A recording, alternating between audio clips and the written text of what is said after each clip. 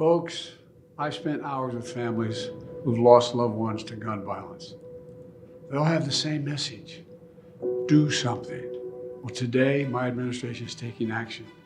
Oh boy. To make sure fewer guns are sold without background checks, this is going to keep guns out of the hands of domestic abusers and felons. And my administration is going to continue to do everything we possibly can to save lives.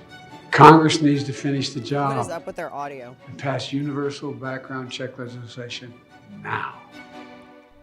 Okay, well, I don't know what he's talking about. That's Joe Biden. He tweeted this out earlier, too. I'm pulling up the tweet. This President Daddy Showers here. As I pull this up, welcome back, by the way. It's always good to be with you. Dana Lash here. Bottom of this first hour. And if my voice sounds tougher. I'm not sick. It's allergies. Texas is hating me right now. So Biden comes out, tweets this.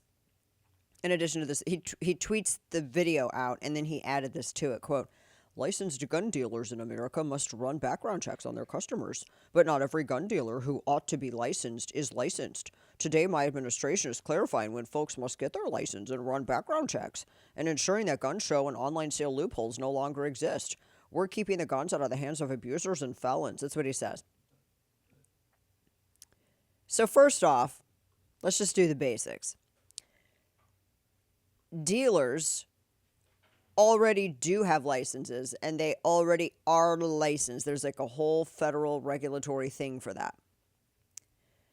I mean, they even clarify how many firearms you have to sell a year in order for you to qualify as a quote-unquote dealer. So if you're selling enough firearms that it accounts for a percent... Now, sidebar, whether or not you agree with this law, it's not an endorsement of the law for the people that, are the product of incest and they share a brain cell with their family. It's not an endorsement of the law. I'm explaining to you what the law is that he pretends doesn't exist. Those are for the drive-bys. The percentage of your income that comes from selling guns, there's literally an amount that is set, and that if you meet that threshold, you have to get licensed. That's federal law. And if you don't, then you get the federal penalty, which is pretty serious. And so if you're a seller, then you have to get licensed. If you are making firearms with the intent to sell, you have to serialize them. All of that's already codified. It's federal statute. And I really get aggravated when I hear people call criminal acts loopholes. Let me ask you this. Say that you get your driver's license suspended. Say that you got in trouble because you were drunk driving or whatever it was, you ended up getting your driver's license suspended. So you're not supposed to be driving a vehicle, correct? Your driver's license is suspended. You're not supposed to be driving a car. But you get behind the wheel anyway and you drive your car. Is that a loophole? Fair question. Is it a loophole? Or is it a criminal action? Democrats cannot stand calling criminal actions, just like they can't stand calling criminals.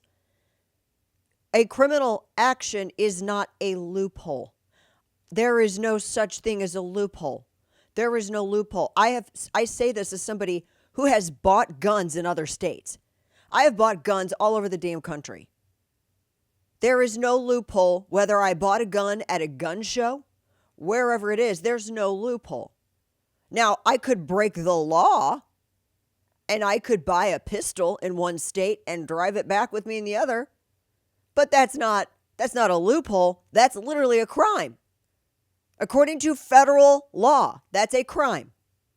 And there's other crimes. There's other classification of crime depending state by state that comes into play, pertaining to whatever state you're in. Stop calling criminal actions loopholes. There isn't a space where a criminal or someone who wants to break the law can squeeze through and still be on the right side of the law. Every aspect of it is regulated. Some of us don't like all that.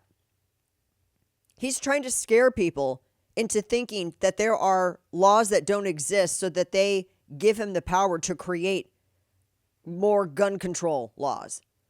That's what he's trying to do. He's trying to fearmonger people into thinking that laws that exist are non-existent. So that's the first thing.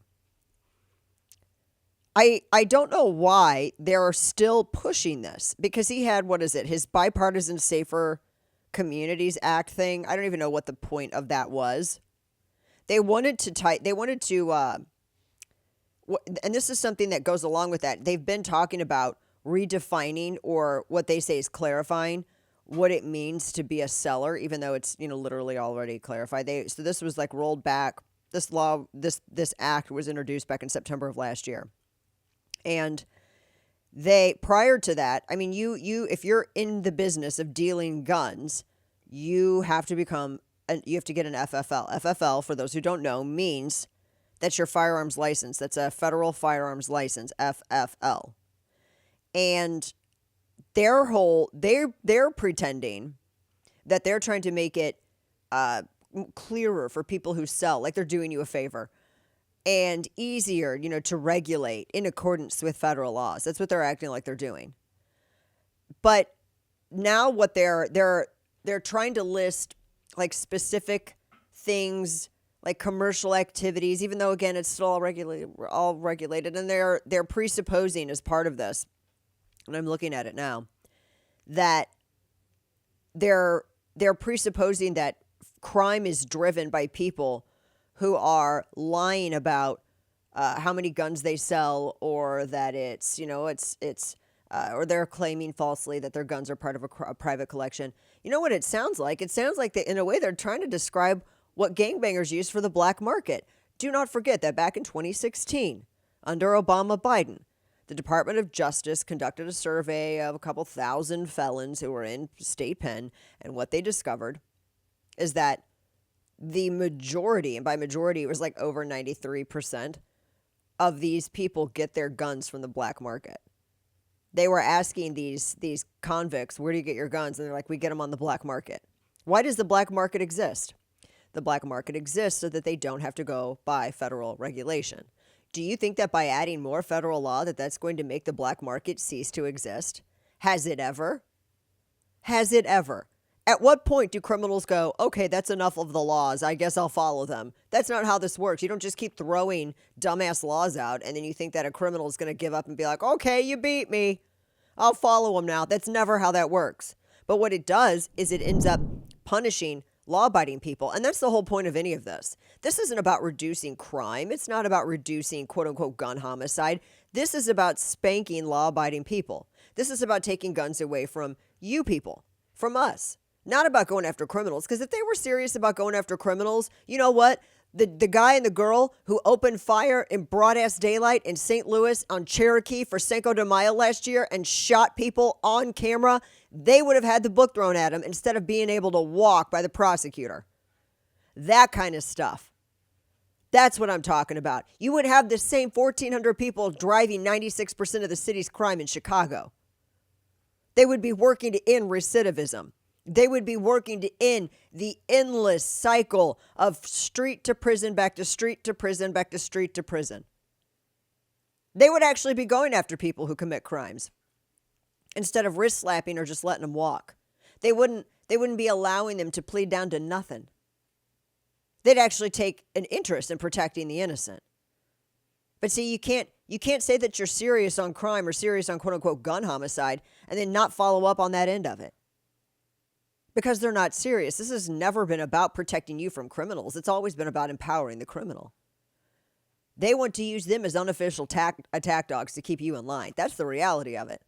It's a criminal enterprise. You have people pushing this rod of restorative justice because they want to use the criminal element as their muscle in the streets against good law-abiding people. And that's God's honest truth, and you know it. And then they want to use them as an example, as justification for taking your guns. I mean, it would be brilliant if it wasn't so stupid and so transparent. But they still go out and they sell you this line anyway.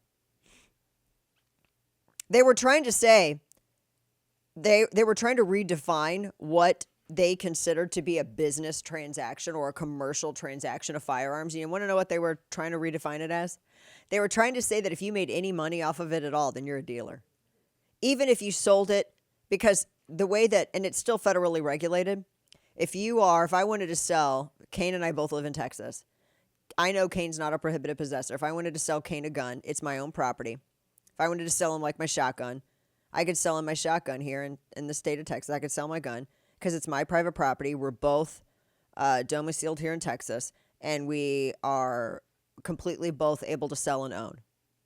Now, if I had any suspicions that he wasn't, I couldn't do it. And if it came out later that I knew and I did it anyway, well, that's where federal law comes in. You get slapped with a major, major penalty in prison time.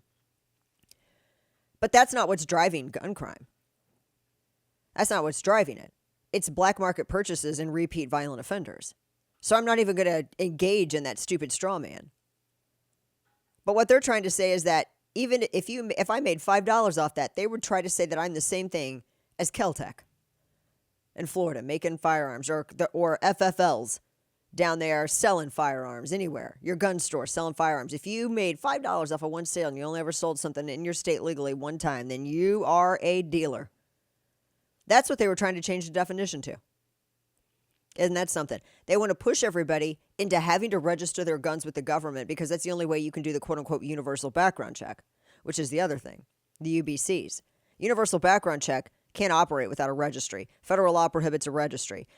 You cannot run a background check on every single gun purchase in America unless the government knows what every single gun is that is owned in America. They would have to change federal law to make that happen. By the way, some states have already incorporated that, states like California. And guess what? The last handful of mass casualty incidents have been in states that have universal background checks. Have those worked? The answer is no. Because do you think that a criminal is going to go through a background check? Again, you're presupposing that criminals are suddenly going to follow the law. You think they're going to follow the law? I got bridge to sell you. No, they're making it to where at some point they want to trap law-abiding people into a crime that they just decided to manifest into existence. Criminals are always going to keep purchasing stuff off the black market. That's never going to change. But we're in an election year and they need something because the economy, hell, they can't sell you on the economy. My gosh, they can't sell you on foreign policy. So what are they going to do? Well, they got to scare you about something. Don't buy the hype.